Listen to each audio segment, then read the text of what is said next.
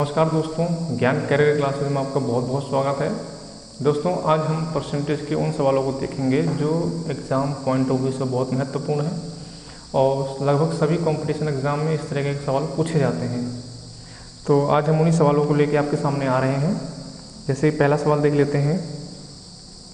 पहला सवाल कहता है, यदि आयत की लंबाई 37.5% बढ़ा दी जाए, यदि आयत की लंबाई 37.5% कितनी बढ़ा रहे हैं, लंबाई को 37.5% बढ़ा रहे हैं और कह रहा आगे सवाल में कह रहा है कि चौड़ाई को 20% घटा दी जाए, 20% घटा रहे हैं, तो उसके क्षेत्रफल में प्रतिशत परिवर्तन ज्ञात करना है। ठीक है, तो आयत का जो क्षेत्रफल होता है,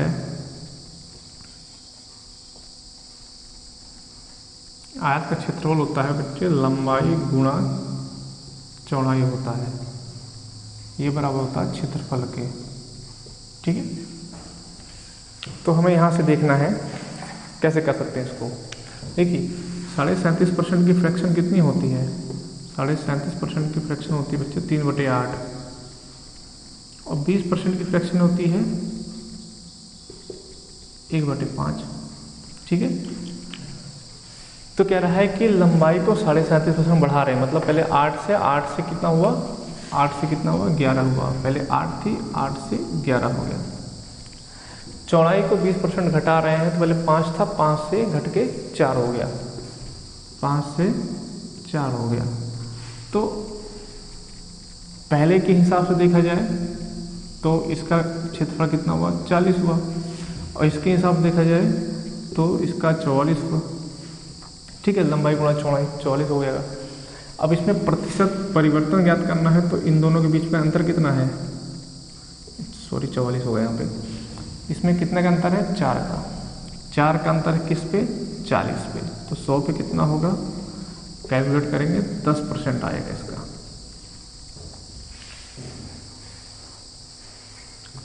अगले सवाल की तरफ चलते हैं।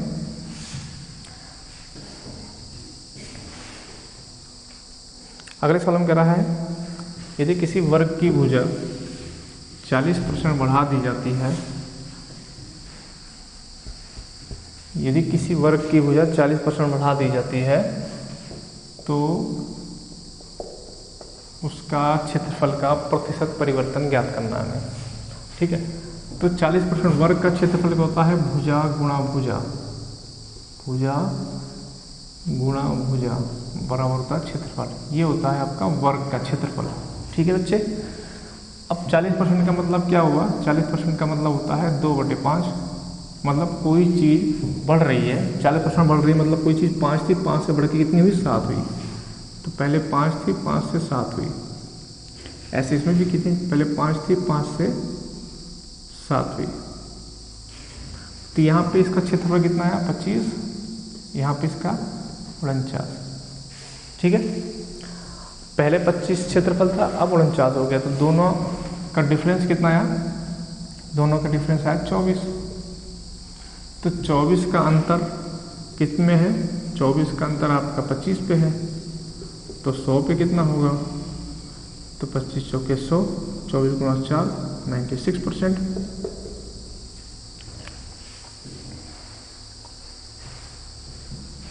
इन सवालों को अगर आप बार बार करते हैं तो प्रैक्टिस में रहेंगे तो ये इजीली हो जाएंगे, नहीं तो कैलकुलेशन में टाइम तो लग ही जाएगा आपको।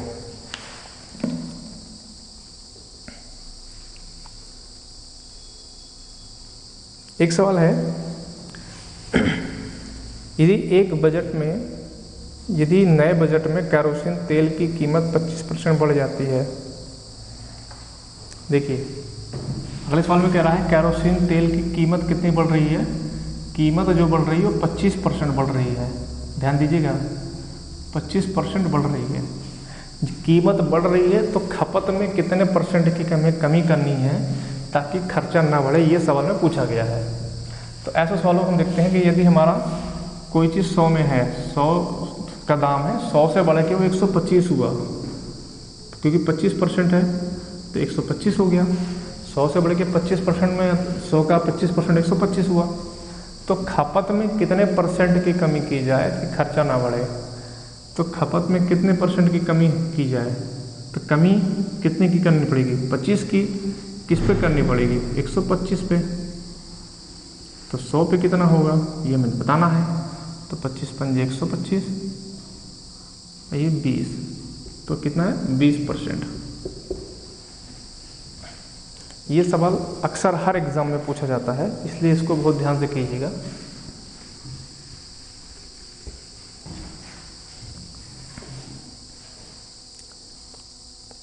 एक सवाल और है आपके सामने, एक वस्तु की कीमत अगर 50% बढ़ जाती है तब खपत में कितने परसेंट की कमी करनी होगी ताकि खर्चा ना बढ़े। सेम वही सवाल है, यदि किसी वस्तु की कीमत 50% बढ़ रही है, वस्तु कीमत 50% नहीं तो खपत में कितने परसेंट की कमी की जाए ताकि खर्चा ना बढ़े। वही सवाल सेम है, यदि वस्तु की कीमत पहले 100 थी, 100 से बढ़ के कितनी हुई 150 हो गई, 50%, 100 का 50% 150 हुआ, ठीक है।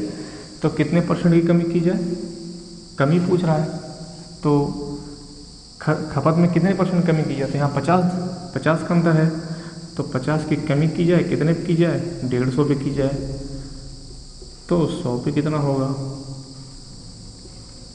3, तो यहाँ पे आएगा 35 सही 1/3%।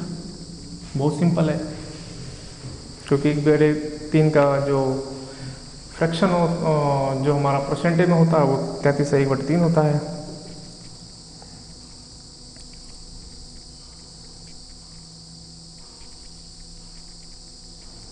एक सवाल और है आपके सामने, यदि चावल की कीमत में 25% की वृद्धि हो तब एक व्यक्ति को उसकी खपत में कितने परसेंट की कमी करनी चाहिए। सेम सवाल है।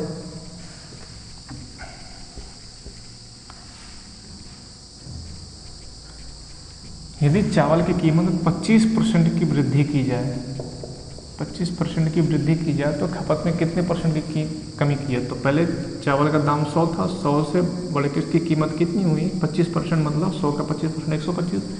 तो खपत में कमी बतानी है, तो 25 की कमी करनी है कितने पे 125 पे, तो 100 पे कितना होगा, वही सवाल है 20%।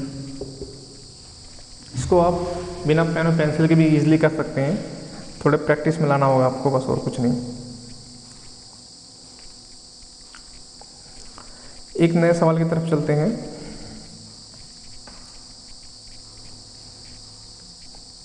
अगला सवाल है, एक संख्या को पहले 20% बढ़ाया जाता है।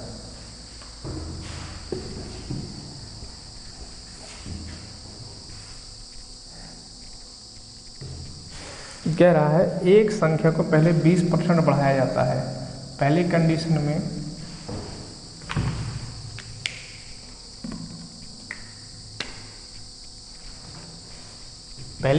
में संख्या 20% बढ़ रही है, ठीक है। दूसरी और फिर उसके बाद होता है फिर 20% घटाया जाता है। दूसरी कंडीशन में 20% घट रही है संख्या। तो इस प्रकार जो प्राप्त संख्या है मूल संख्या से 30 कम है। जो प्राप्त संख्या है मूल संख्या से 30 कम है, तो मूल संख्या ज्ञात करनी है। देखिए इसकी फ्रैक्शन होती है आपकी 1/5, इसकी भी होती है 1/5। अब इस सवाल को समझते हैं, बहुत आसान है। पहले कोई संख्या थी 5 से बढ़ के हुई 6, क्योंकि बोल रहा है कि 20% पहले बढ़ रही है। अगली बार में क्या है, संख्या 5 थी घट के हो गई 4। तो यहाँ देख रहे हैं 5 गुणा 5 25 हुआ, यहाँ पे 24। तो जो पहले जो संख्याएं आ रही थी, तो जो घटाया पहले बढ़ाया जा रहा था फिर घटाया जा रहा था, तो इस प्रकार जो संख्या जो प्राप्त हुई है वो पहली बार में 25 हुई है, दूसरी कंडीशन में आपकी जो थी करने के बाद कैलकुलेट करने के बाद 24 आई है। तो इस प्रकार जो प्राप्त संख्या है मूल संख्या से कितने का अंतर है, यहाँ पे 1 का, पर 1 का नहीं है, सवाल में कह रहा 30 की कमी, मतलब 1 जो है 1 बराबर है 30 के, समझिएगा 1 बराबर है 30 के, जब 1 बराबर 30 के है तो मूल ये बताना है कि मूल संख्या ज्ञात करनी है। तो मूल संख्या कितनी है? 25 है। तो 1 बराबर 30 के है तो 25 कितने का होगा? तो 25 गुणा 30, ठीक है। ये जगह 25 3 75, 750।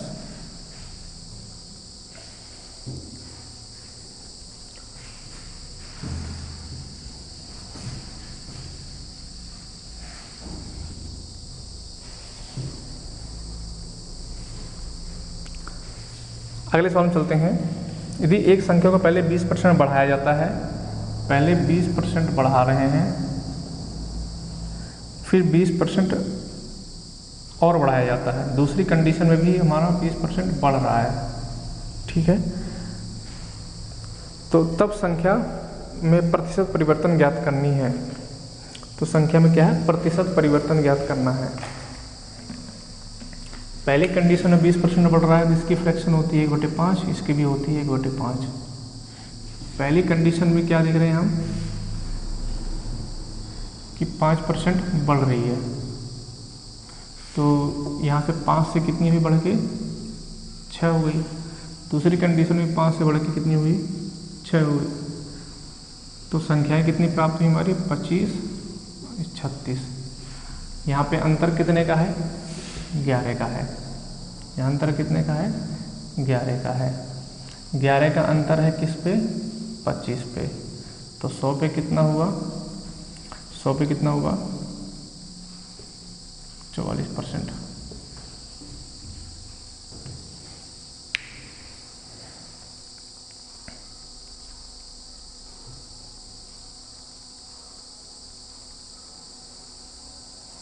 अगले सवाल देखते हैं।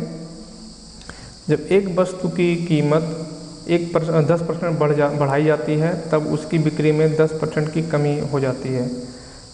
तब दूसरे दिन की बिक्री पर प्रभाव ज्ञात करना है हमें। तो सेम वही सवाल है, ज़्यादा कुछ करना नहीं है।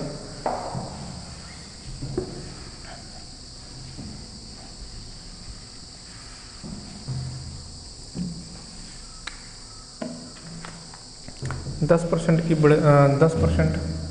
की बढ़ोतरी हो रही है और 10% की कमी हो रही है, ठीक है। तब दूसरे दिन की बिक्री पर प्रभाव होना।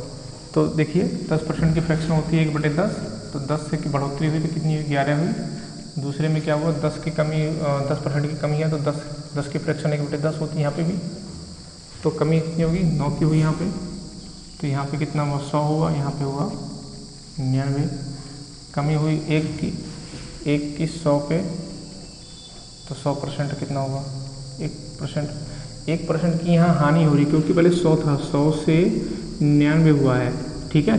तो कमी हो रही है ना, तो इसलिए माइनस का आएगा साइन। वहाँ पे ऑप्शन जब आपके सामने आएगा तो वहाँ पे 1% हानि लिखा आएगा या 1% लाभ लिखा आएगा, तो आपको हानि पे लगाना है। तो अगर कमी है तो नेगेटिव में आएगा, तो सीधी सीधी बात है। तो 1% की यहाँ पे आप हानि बोल सकते हैं, 1% की हानि, ठीक है।